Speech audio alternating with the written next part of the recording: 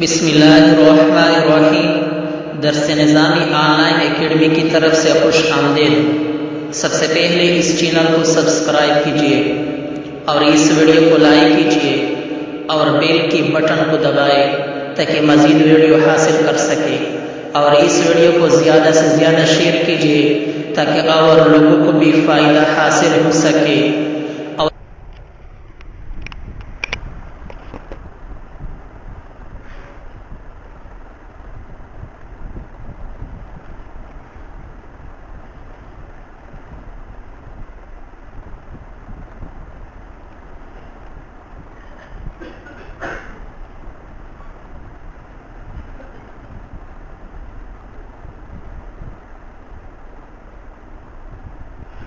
وقت کے ناطے میں بھی اس کو پتہ تو بغیر تبلیغیان ہوئی کہ نا جوڑ کے بیٹھو، قریب ہو کے بیٹھو۔ ٹھیک ہے، یہ چرسی پہ بھی کے ناس پہ امیر سے بتائے رامخ کے سے نورم رامخ کے سے نورم رامخ کے سے میں چرسی ہوتے ایسا کہ پغیق کم کے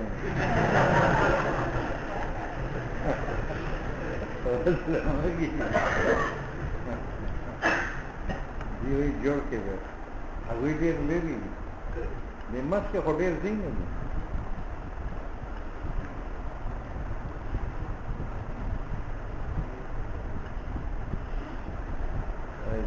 بس بسم اللہ۔ باب طلب الشفعاء والخصومة فيه، باب طلب شفیع کی بیان میں ایک، اور باب طلب خصومت پہ شفعاء کی بیان۔ یہ بات کل بیان ہو چکی کہ یہ زمین تبلیغی کی ہے، یہ زمین میری ہے۔ تبلیغی جب اپنی زمین فروخت کرتا ہے تو مجھے شفیع کرنے کا حق حاصل ہے۔ تو میری تین فرائض ہے، ایک طلب معصبت، دوم طلب اشہاد و تقریر، سوم طلب خصومات۔ کتنے ہو گئے؟ تو شفیع جو شفع کرنے کا حقدار ہے وہ پہلی تین فرائض بجا لائے گا۔ پہلا فریضہ ہے طلب معصبت، شفیع کرے گا۔ دوسرا فریضہ ہے طلب الاشہاد و تقریر، یہ شفیع کرے گا۔ تیسرا فریضہ ہے طلب خصومت، یہ شفیع کرے گا۔ آج کے باب میں ان تین طلبوں کا بیان ہے۔ پہلی طلب معصبت، دوسری طلب اشہاد و تقریر، تیسری طلب سنو، تبلیغی نے یہ زمین بیچی زید کے ہاتھ، جار ہونے کی حیثیت سے میں شفیع ہوں، تو میں سب سے پہلے طلب معصبت کروں۔ طلب معصبت کا معنی یہ ہے کہ میں ایک مجلس میں بیٹھا تھا اور مجھے اطلاع ملی کہ تبلیغی جو تیرا پڑوسی تھا اس نے زمین بیچی ہے زید کے ہاتھ، تو اس علم بالبیع کے فوراً بعد میں زبان سے نکالوں گا انا اطلبها، کہ میں شفیع کا طلبگار ہوں۔ اس کا نام کیا ہے؟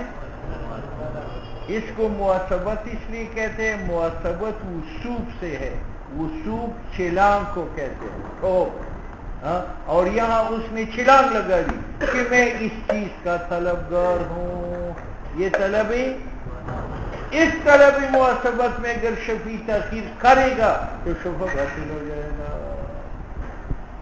ٹھیک ہے، طلب معصبت کے بعد اگر شفیع کے پاس اس مجلس علم میں لوگ تھے تو ان میں سے دو آدمی اٹھائے گا، اور اگر تنہا بیٹھا تھا تو کہیں سے دو آدمی تلاش کرے گا اور وہ پیش کرے گا بائع پر، تبلیغی پر اگر زمین ابھی اس کے ہاتھ میں تھی، مشتری پر اگر وہ قبضہ کر چکا تھا، اور اگر دونوں غائب تھے تو گواہ پیش کرے گا کس کے اوپر؟ زمین کے اوپر، کہ بھئی یہ میری پڑوس کی زمین ہے، میری اجازت کے بغیر یہ فروخت ہو چکی ہے، میں اس سے پہلے طلب محاسبت کر چکا ہوں، تم گواہ بنو۔ اس کا نام ہے طلب الاشہاد و تقریر، ٹھیک ہے۔ اس کے بعد زمین اگر بائی کے ہاتھ میں تھی جو تبلیغی ہے تو میں تبلیغی کو، اور اگر مشتری کے ہاتھ میں تھی تو مشتری کو پکڑ کر عدالت میں لے جاؤں، اور قاضی کو کہوں گا کہ یہ میرا پڑوسی ہے، میری اجازت کے بغیر زمین فروخت کر چکا ہے، میں طلب محاسبت کر چکا ہوں، طلب شادی و تقریر بھی کر چکا ہوں، آپ سے استدعا ہے یہ زمین مجھے دلا دے۔ اس کا نام کیا ہے؟ طلب خصومات۔ کتنے ہو گئے؟ سب سے پہلی طلب، دوسرے نمبر پر اشارے و تقریر، تیسرے نمبر پر وَإِذَا عَلِمَ الشَّفِيعُ بِالْبَيْعِ، اور جب شفیع کو علم ہو جائے کہ میری پڑوسی زمین بیچ چکا ہے، نو اشہدا، طلب اشہاد کرے گا، فی مجلسی ذالکا، مجلس علم میں۔ کس پر اشہاد گواہ پیش کرے گا؟ علی المطالبہ، طلب محاسبت پر۔ اس سے معلوم ہوا پہلی کیا کرے گا؟ طلب محاسبت۔ اس کے بعد اشہدا، گواہ پیش کرے گا، کس کے اوپر؟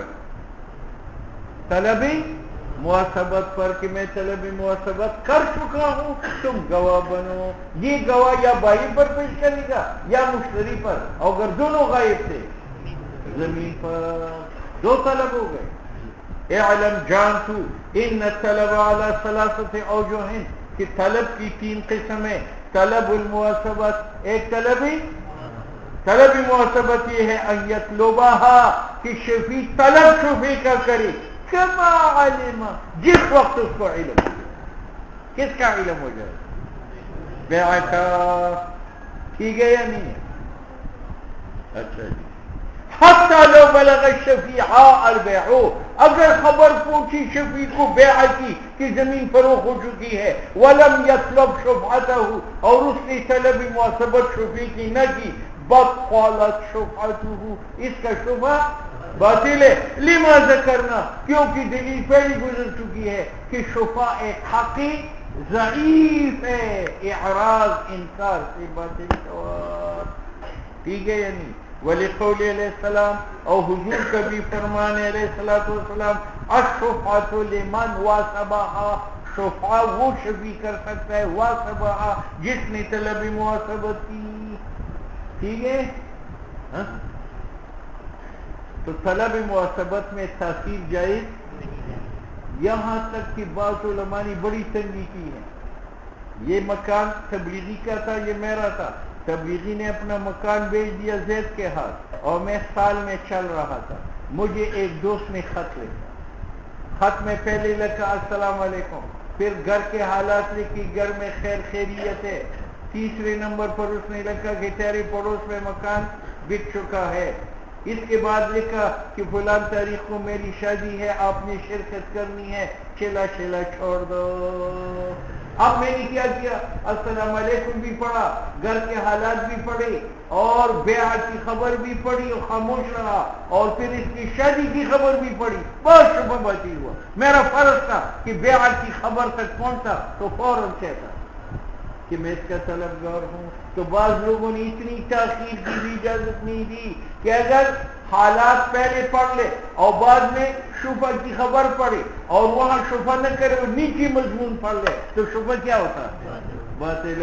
یہ معنی ہے وَلَوْ أُخْبِرَ بِكِتَابٍ، اگر شفیع کو بیع کا پتہ چلے کہ خط کی ذریعہ، وَالشُّفَةُ فِي أَوَّلِهِ، اور شفیع کی خبر اول خط میں تھا یا وسط میں، فَقَرَأَ الْكِتَابَ إِلَىٰ آخِرِهِ، اس نے کاغذ اخیر تک، ولیمی کی خبر تک پڑھی، بطلت شفعتہ، شفع باطل ہے۔ ٹھیک ہے یا نہیں ہے؟ علی ھذا عامۃ المشائخ، اسی پر عام فقہا ہے، اور یہ منقول ہے امام محمد سے۔ ٹھیک ہے یا نہیں؟ لیکن اس پر فتویٰ نہیں ہے، فتویٰ اس پر ہے کہ تبلیغی نے مکان بیچا اور مجھے اطلاع ملی ہدایت کے درس میں نے ہدایت کا درس جاری رکھا. اختتام درس کے بعد میں نے کہا کہ میں شفا کرتا ہوں, تو اس مجلس کے برخاست ہونے تک مجھے شفا کرنے کا حق ہے. یہاں تاخیر کی اجازت ملی یا نہیں ملی؟ کب تک ملی؟ اخیر خط تک یا اخیر مجلس تک؟ یہ معنی ہے کہ وعنہ امام محمد سے یہ ہے ان لہ شفیع کا حق ہے مجلس العلم. اور دونوں روایت نادر روایت ہے, کثیر لوگ اس کو نقل نہیں کرتے, لیکن وہ بالثانیت اخذ الکرخی, ثانی روایت پر عمل کیا امام کرخی نے. ثانی روایت کیا ہے کہ اختتام خط تک ہے, اختتام مجلس تک. ہاں, اور کیوں؟ وجہ یہ ہے کہ ادھر دیکھو, تبلیغی نے یہ زمین بیچی تو شریعت نے مجھے اختیار دیا ہے کس کا؟ شفا کرنے کا. اور فقہ کا قانون ہے کہ جس آدمی کو اختیار ملتا ہے اس کو وقت بھی ملتا ہے غور کرنے کے لیے. غور تو جب شریعت نے مجھے شفا کرنے کا اختیار دیا تو لا محال شریعت مجھے دے گی کیا؟ وقت تأمل. اور وقت تأمل خط ہے یا مجلس ہے؟ یہ معنی اس قول کا لِأَنَّهُ لَمَّا ثَبَتَ لَهُ خِيَارُ التَّمَلُّكِ, جب شفیع کو اختیار ملا مالک بننے کا مشروع پر, لَا بُدَّ لَهُ مِنْ زَمَانِ تَأَمُّل, اس کے لیے زمانہ بھی چاہیے کہ یہ غور فکر کرے. کما فی المخیرہ, کما فی المخیرہ وزن استخ نا. اس کی جو ہے نا یہ سودا اس کی بیوی ہے, یہ اس کی بیوی ہے, ٹھیک ہے. اچھا, اس نے اس کو اختیار دیا امر کی بیدی, امر کی کہ تو اپنے نفس کا مالک ہے, میرے پاس رہنا چاہتی ہے رہو, نکاح فسخ کرنا چاہتی ہے فسخ کرو. تو اس کو اختیار ملا نکاح فسخ کرنے کا, تو جب اختیار ملا تو ضمانت تأمل کا بھی ملے گا کہ وہ دیکھ لے کہ حضرت سے کوئی موٹا تازہ ہے یا نہیں ہے, ٹھیک ہے یا نہیں ہے. ہاں, تو دیکھو مخیرہ کو جب اختیار ملا فسخ نکاح کا تو وقت ملا کس کے لیے؟ تأمل کا, ٹھیک ہے یا نہیں ہے. یہ معنی ہے کما فی المخیرہ. صحیح ہے. سنو بھائی, یہ ایک اور مسئلہ,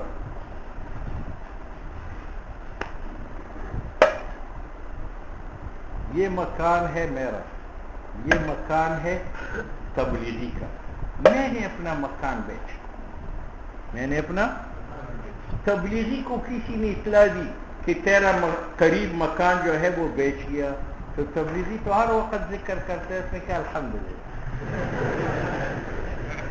یا اس نے کہا لا حول ولا قوت الا باللہ, یا اس نے کہا سبحان اللہ. تو اس سے تبلیغی کا شفا باطل ہوتا ہے یا نہیں؟ کہتے نہیں ہوتا. اس سے شفا کیوں؟ یہ جو اس نے کہا الحمدللہ, تو اس کا مقصد ترک شفا نہیں ہے, اس کا مقصد جو ہے شکر ہے کہ تبلیغی کہتے میں نے اس پر بڑی محنت کی ہے, اللہ کے راستے کے لیے وقت نہیں دے, شکر ہے جان چھوٹ گئی, میں اب اس پر شکر کروں گا. تو الحمدللہ جو ہے یہ شکرانے کی طور پر ہے یا ترک شکر کے لیے؟ اور تبلیغی جو دوسرا لفظ کہتے ہیں لا حول ولا قوت الا, یہ تعجب کے لیے کہ یار یہ تو میرے ساتھ سے روزہ بھی لگا چکا ہے, کھیلا میں بھی جا چکا ہے, سال میں بھی جا چکا ہے, اس نے مجھ سے پوچھی بغیر مکان بیچا, لا حول ولا قوت الا باللہ. بات سمجھ میں آ گئی؟ ہاں. ولو قال, اور اگر شفیع تبلیغی تھا اور اس نے کہا بعد اس کے کہ اس کو بیع کی خبر پہنچی, الحمدللہ یا کہ لا حول ولا قوت الا باللہ، یا کہا سبحان اللہ، لا تبطل شفاعته، تبلیغی کا شفع باطل نہیں ہے، لأن الاول، کیونکہ تبلیغی نے جو الحمدللہ کہا ہے یہ حمد شکر ہے علی الخلاص من جوارحی، کہ میری جان چھوٹ گئی چرسی سے، میں نے بارہا ان کو چیری پلاوی کی، یہ بات نہیں مانتا تھا، شکر ہے جان چھوٹی۔ اول ثانی تبلیغی نے جو کہا لا حول ولا قوت، یہ اس کا تعجب ہے کہ یار یہ تو میرے سال کا ساتھی تھا، اور لقصد اضراری کی، اس نے مجھے کیسے ضرر پہنچا دیا، غیروں پر زمین بیچی، ٹھیک ہے یا نہیں؟ اول ثالثہ، اور تبلیغی نے جو تیسرا لفظ کیا ہے کیا، تو اس سے مراد سر کی شفا نہیں ہے، نہیں، اب یہ تقریر کرے گا کہ میں شفا کرتا ہوں، لیکن تبلیغی تو کوئی بات بغیر سبحان اللہ کی کہتا نہیں ہے، اس لیے یہ اس نے افتتاح کلام کے لیے خطبہ پڑھا ہے، نہ کہ انکار شفا کیا۔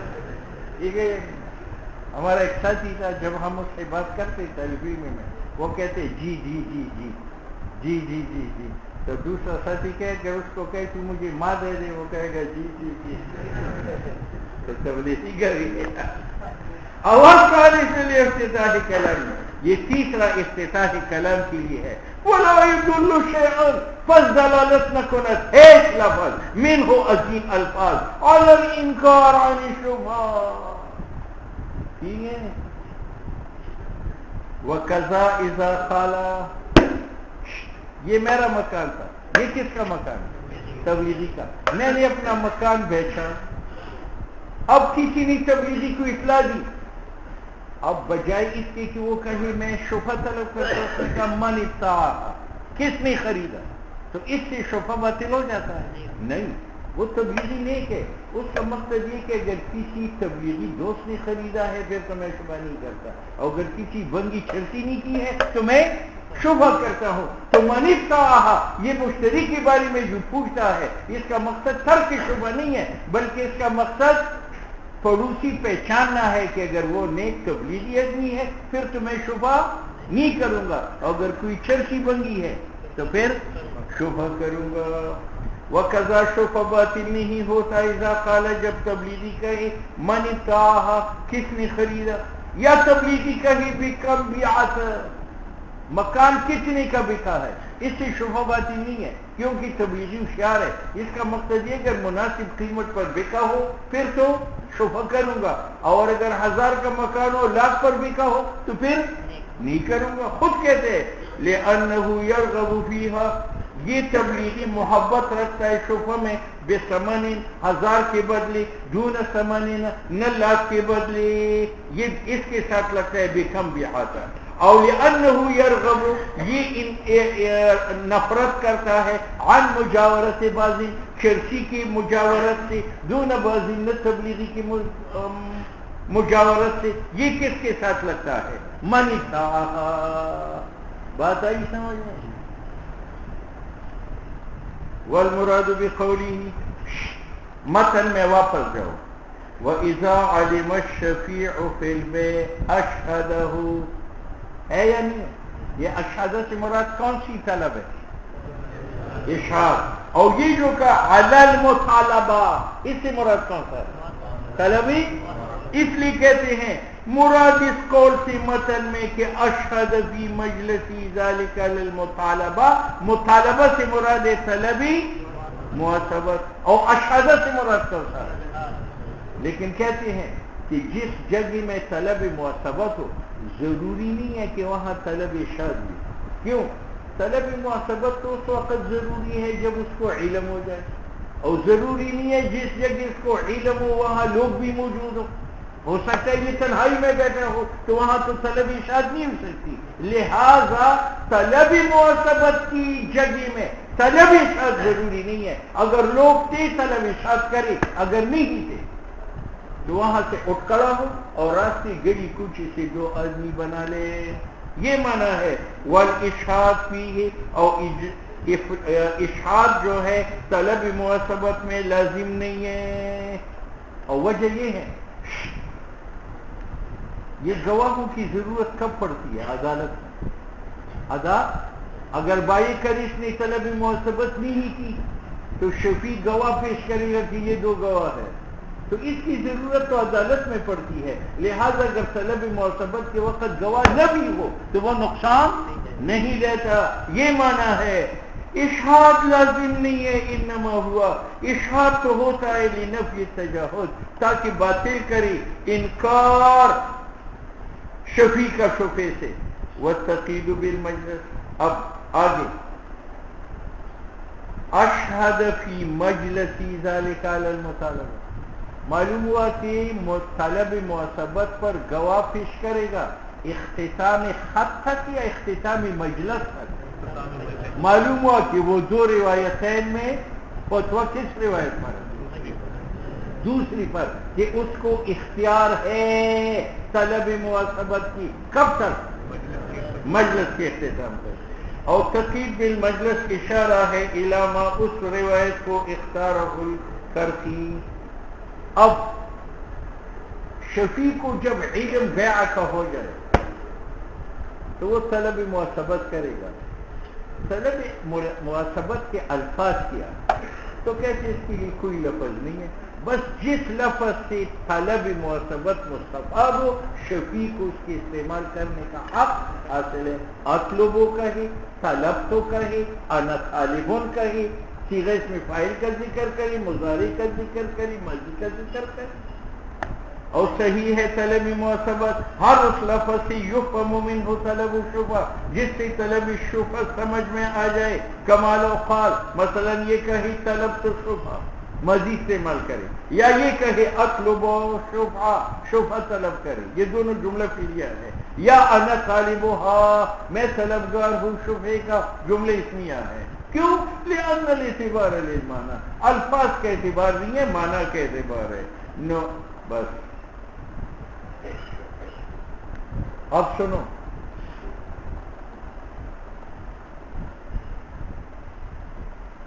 یہ تبلیغی کا مکان ہے اور یہ میرا مکان ہے. تبلیغی نے مکان بیچ کیا اشتہار، مجھے خبر ملی، میں تو طلب معصبت کروں گا اور اس کے بعد اشہاد کروں گا. لیکن یہ اشہاد مجھ پر کب فرض ہے؟ جب مجھے دو عادل خبر دے دے کہ تبلیغی مکان بیچ چکا ہے، یا ایک مرد اور دو عورتیں جو ہے مجھے خبر دے دیں.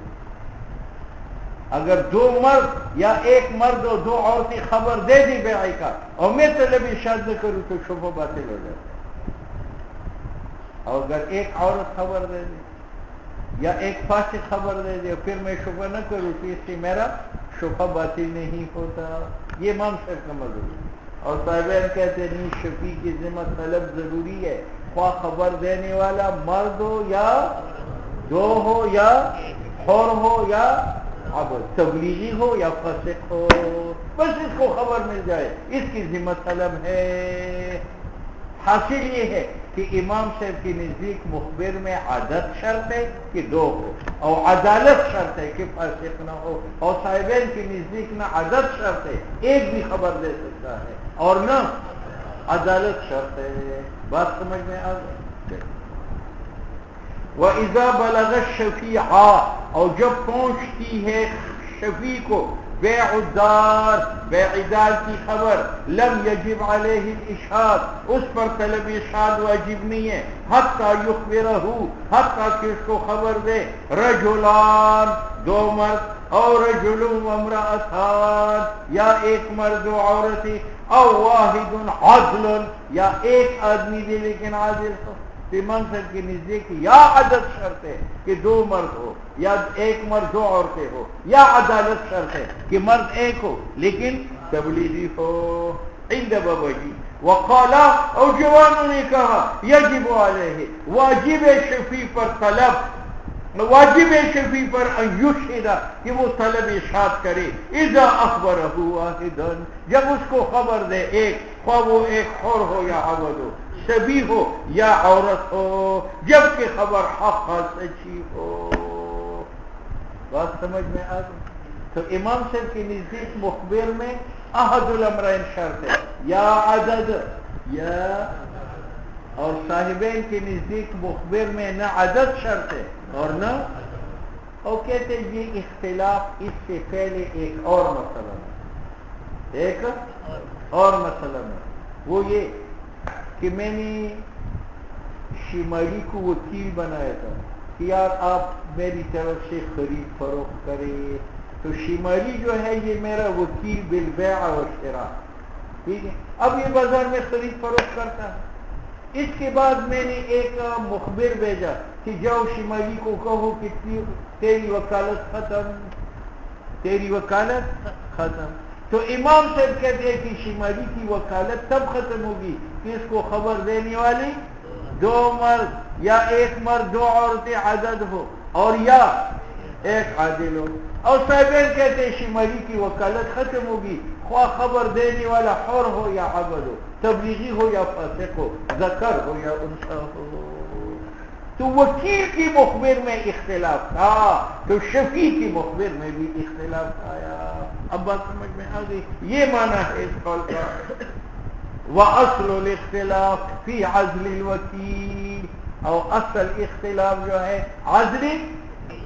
عزلی وکیل، سمجھ میں آ گئی کہ شمالی میرا وکیل بالبیع ہے، ہاں اب یہ کاروبار کرتا تھا، اس کے بعد میں مخبر بیچتا ہوں کہ جاؤ شمالی کو کہو تیری وکالت ختم، خرید فروخت نہ کرو۔ تو امام صاحب کہتے ہیں کہ شمالی کی وکالت کب ختم ہوگی کہ دو مرد یا ایک مرد دو عورتیں اصلاح دے دے، یا کم از کم ایک عادل دے دے، اور صاحبین کہتے ہیں نہیں شمالی کی وکالت ختم ہے، خواہ مخبر حر ہو یا عبد ہو، تبلیغی ہو یا فاسق ہو، ذکر ہو یا انثی ہو۔ تو اصل اختلاف وکیل کی مخبر میں ہے، اس سے اختلاف منتقل ہوا شفیع کی مخبر میں۔ سورج ذہن میں آ وقت ذکرنا، اور ہم نے جلد 40 میں ذکر کیا ہے اس مسئلہ کو بدلائلہ و اخواتہ بما تقدم۔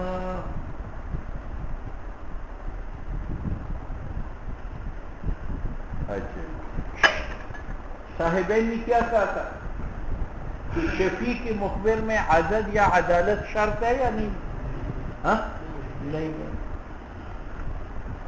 وہ دلیل پیش کرتے کہ یہ سودا کس کی بیوی ہے؟ حضرت صاحب کی بیوی، ٹھیک ہے، اس نے آدمی بھیجا کہ جاؤ میری بیگم کو کہو کہ امرو کی بیدی کی، امرو کی بیدی کی، اور مخبر نے آ کر بتایا۔ تو امام سے بھی کہتے ہیں اس عورت کو اختیار فسخ نکاح کا حاصل ہے، خواہ خبر دینے والی دو ہو یا ایک ہو، تبلیغی ہو یا فاسق ہو۔ تو صاحبین کہتے دیکھو مخیرہ کی مخبر میں نہ عدالت شرط ہے اور نہ عدد شرط ہے، تو شفیع کی مخبر میں کیوں عدالت شرط ہے یا عدد شرط ہے؟ بات سمجھ میں آ گئی؟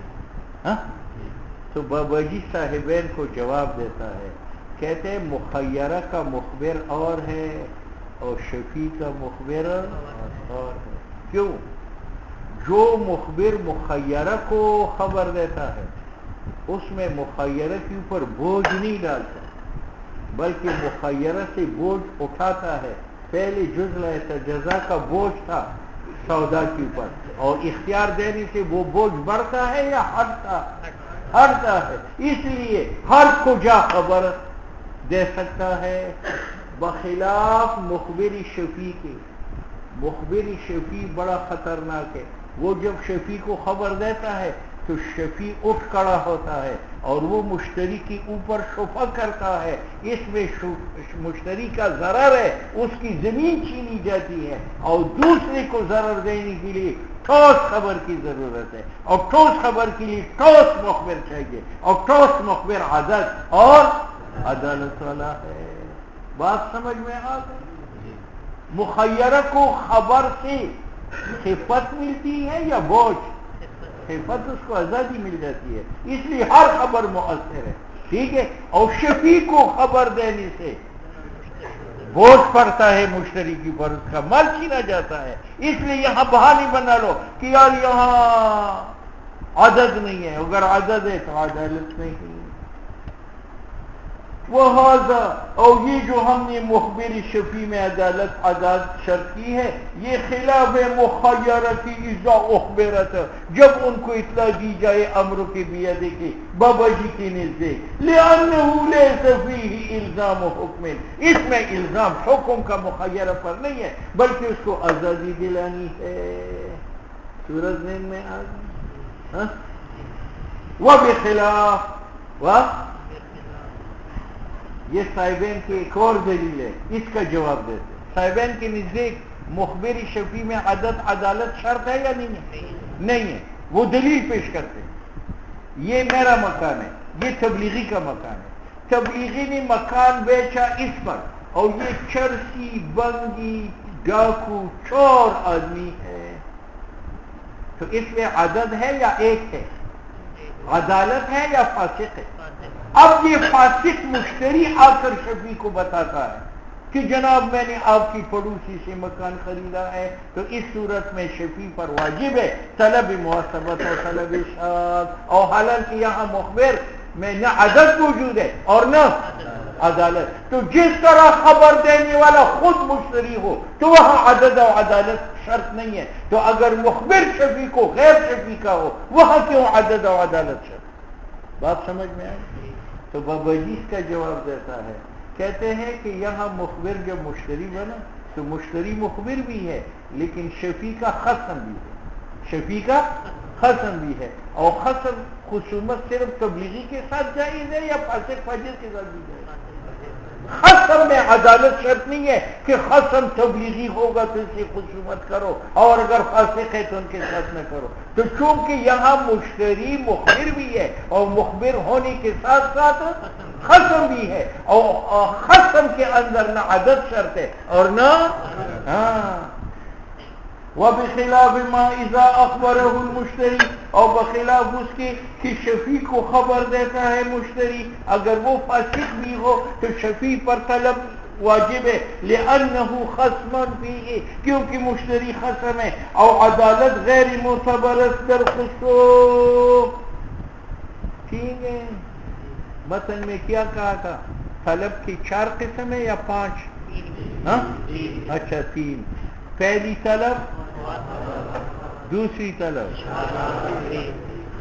طلب اشہاد و تقریر جو ہے یہ طلب معصبت کے بعد ضروری ہے کیوں وجہ یہ ہے کہ اس شفیع نے تیسری طلب کے لیے کہاں جانا ہے عدالت میں اب اگر اس کے پاس گواہ نہ ہو تو اگر مشتری کہے کہ اس نے تو طلب معصبت ہی نہیں کی شفع باطل ہو چکا ہے تو اب شفیع کیا کرے گا اس لیے عدالت میں جانے سے پہلے طلب اشاعت کرے گا اگر مشتری اس کی طلب معصبت سے انکار کرے تو وہ گواہ پیش کرے گا یہ 2 گواہ ہے یہ معنی ہے والثانی طلب التقریر والاشاعت وہ طلب ہے جس کی تقریر یعنی اثبات شفیع کا ہوتا ہے لأنه کیونکہ شفیع محتاج الیہ اشاعت کو لاثباته عند القاضی تاکہ وہ طلب معصبت ثابت کر سکے قاضی کے سامنے علی ما ذکرنا ٹھیک ہے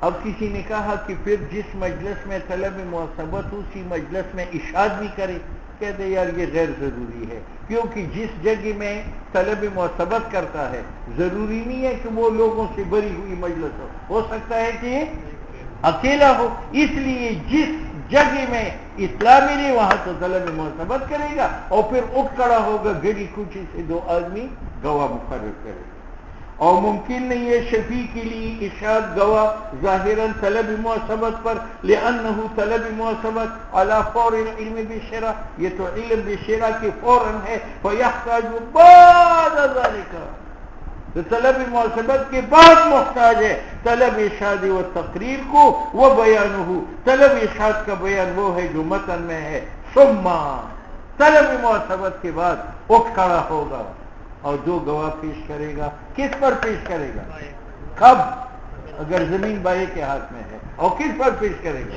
اگر وہ اور اگر دونوں غائب تھے بس یہی کہتا ہے ثم ينهض منه پھر اٹھے گا شفیع مجلس معصبت سے وَيُشْهِدَ عَلَى الْبَائِعِ بائی پر جو گواہ پیش کرے گا ان كَانَ الْمَبِيعُ فِي يَدِهِ اگر مبیعہ ابھی اس کے قبضے میں تھا معنی یہ ہے لم يسلم الى الشفیع شفیع کو بھی نہیں دیا ہے او علی المبتاع یا گواہ پیش کرے گا مشتری پر اگر اس نے قبض کیا تھا او عند العقار او اگر بائی مشتری غائب تھے تو گواہ کس پر پیش کرے گا زمین پر فَإِذَا فَعَلَ ذَلِكَ جب طلب ارشاد کرے گا استقرت شفعته اب شفع اس کا ثابت ہوا ٹھیک ہے اب مجھے صرف طلب ارشاد کی 3 صورتیں ہیں یا تو گواہ پیش کرے گا بائع پر کیوں وجہ کہ مبیعی پر ید اور قبضہ کس کا ہے تو اس پر پیش کرے گا اور یا پیش کرے گا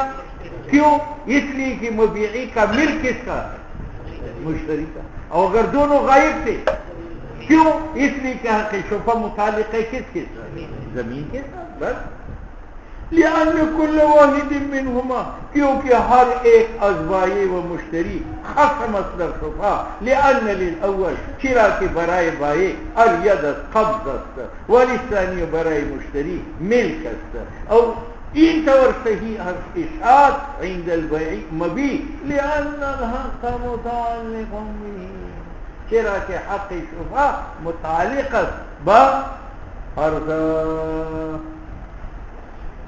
ہاں اگر بائی نے زمین سپرد کی مشتری کو تو اب گواہ بائی پر پیش کریں گے یا مشتری پر کیونکہ اب تو بائی کا نہ قبضہ رہا اور نہ ملک رہا فَإِن سَلَّمَ الْبَائِعُ الْمَبِيعَ اگر تسلیم کرتا ہے بائی مبیعہ کو إِلَى الْمُشْتَرِي نو لم يصح الْإِشْهَادُ عَلَيْهِ گواہ پیش کرنا بائی پر صحیح نہیں لِخُرُوجِهِ کیونکہ بائی نکل چکا ہے اس بات سے کہ وہ خصم بنی اذ لا ید لہو ولا ملکا تسلیم کے بعد نہ بائی کا قبضہ رہا نہ ملک فصار کالاجنبی تو وہ کیا بنا اجنبی بنا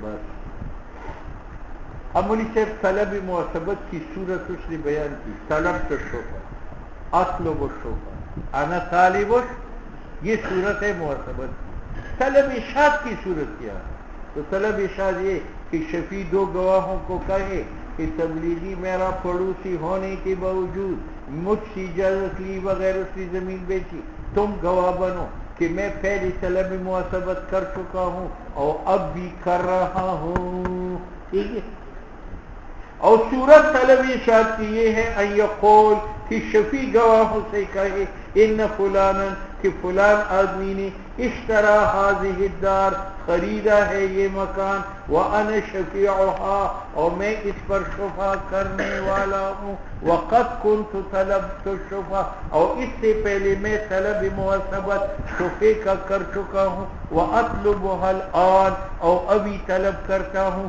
فاشهدوا على ذلك تم اس بات کی گواہ بنو ٹھیک ہے امام یوسف نے کہا ہے کہ ایک اور شرط کہ جب میں طلب ارشاد میں 2 گواہ بائع پر یا مشتری پر یا زمین پر پیش کروں تو دوسری شرط یہ ہے کہ اس زمین کی حدود 4 بھی بیان کروں کہ اس زمین کے شمال میں بازار ہے جنوب میں دریا ہے شرق میں مسجد ہے غرب میں باغ ہے حدود 4 بیان کرو اور اس کی مقدار بیان کرو کہ وہ 30 مرلے ہیں 40 مرلے ہیں کیونکہ میرا دعویٰ اس زمین پر ہے اور جس پر دعویٰ کیا جاتا ہے وہ معلوم ہوتا ہے یا مجہول ہوتا ہے اس لیے میں اس کی مقدار بھی بیان کروں گا اور حدود 4 بھی بیان کروں گا وعن ابی یوسف امام یوسف انہو یشترط تو تسمیت المبیع شرط ہے کہ مبیعی کا نام لے لے کہ وہ جس پر شفع کرتا ہوں وہ مکان ہے فیکٹری ہے یا زمین ہے وتحدیدہ اور اس کی حدود 4 بیان کروں لأن المطالبہ کیونکہ مطالبہ شفع کا صحیح نہیں ہے الا فی معلوم ٹھیک ہے والثالث طلب الخصومات والتملک کتنی طلب تھے معصبت اشہاد اور خصومت کی تفصیل آ رہی ہے کہ پھر دو گواہوں کو لے کر عدالت میں جاؤ اور قاضی کے سامنے کہوں کہ فلان آدمی جو میرا پڑوسی تھا فلان شخص پر جو مشتری ہے زمین بیچی ہے، میں طلب مواصبت کر چکا ہوں اور طلب ارشاد کے لیے یہ دو گواہ حاضر ہے، اب میرے حق میں فیصلہ کرے۔ وہ تفصیل آ رہی ہے۔ وَسَنَذْكُرُ، اور ہم ذکر کریں گے کیفیت تفصیل طلب خصومت کی من بعد انشاء اللہ تعالی، ٹھیک ہے، ولا تشکر